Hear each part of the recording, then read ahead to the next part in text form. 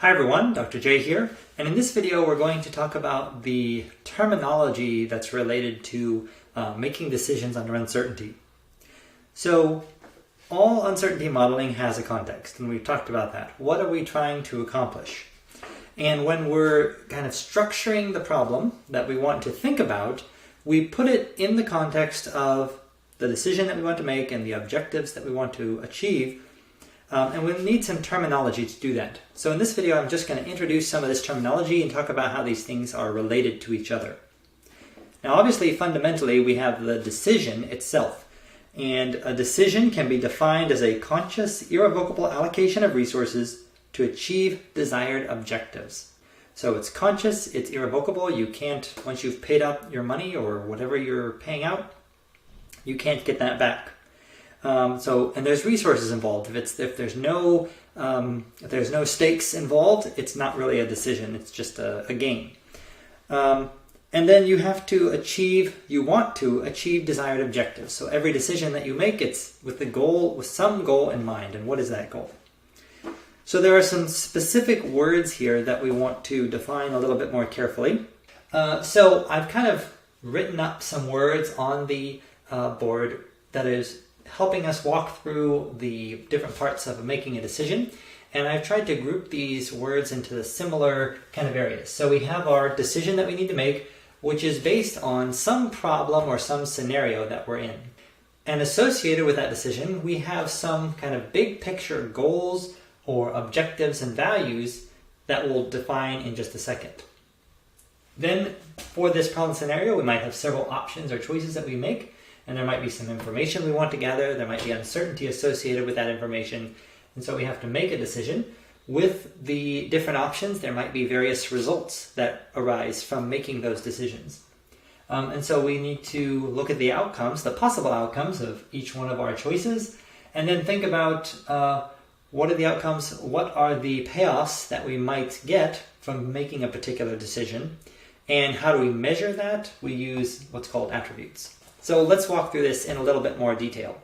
An objective are specific goals, and they're often in the form of you want to maximize or minimize something. So we have these objectives, and again, these objectives need to be specific. There's a difference between values and objectives. So a value is a general statement about what's desirable or what's good. The objective is we want to maximize population satisfaction so that as many people as possible are as happy as possible as much of the time as possible. Means objectives, which are each individual ways of reaching that overall objective. So he gives the example of minimizing economic interruption. If businesses are closed, they can't do their business, then that's not going to make for very happy business owners. You want to maximize population health. You want to maximize population safety. So objectives are very specific. Values are very more general. And all of our solving, all of our decision making in our problem or scenario needs to be motivated by our objectives. So now we come here to our alternatives. We have different alternatives, different choices, different possibilities, right? So if you have multiple competing alternative possibilities, then you have to be able to say something about each one of those and how well each one of these options meets your objective. It's always coming back to your objective.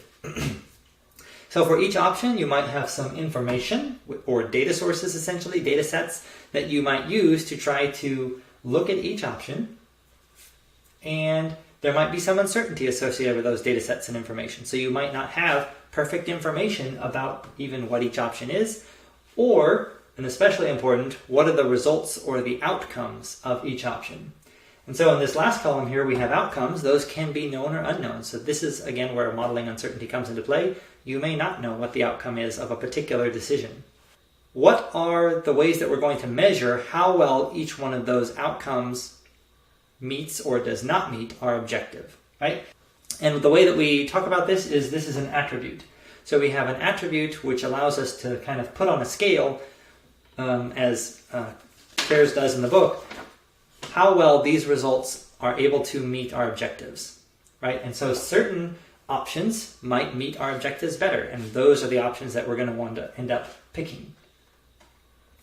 And finally, a payoff is how well, after everything's been resolved, you've made the decision, you've worked out all of the uncertainties, everything has happened, how well did those results actually end up meeting your objective? Did they meet your objective? Did they not meet your objective? How well did they do that? Again, this is where we need these attributes to kind of quantify how well the objective was met. But then the payoff is the actual level of satisfaction with meeting that objective that you were able to achieve with a given set of results or outcomes. So we're constantly coming back from the outcomes of each one of these different possible decisions that we could make and measuring them against the standard of our objectives, which should have been written against the standard of our values. So in this way, we're able to kind of quantifiably relate what the outcomes that we're likely to get back to what are the outcomes that we would like to get based on our values, and based on those values, what our objectives are. So it all starts from the big picture and then trickles down to the details of which decision are we going to end up making is which one of these results and sets of outcomes is going to best match all of our objectives.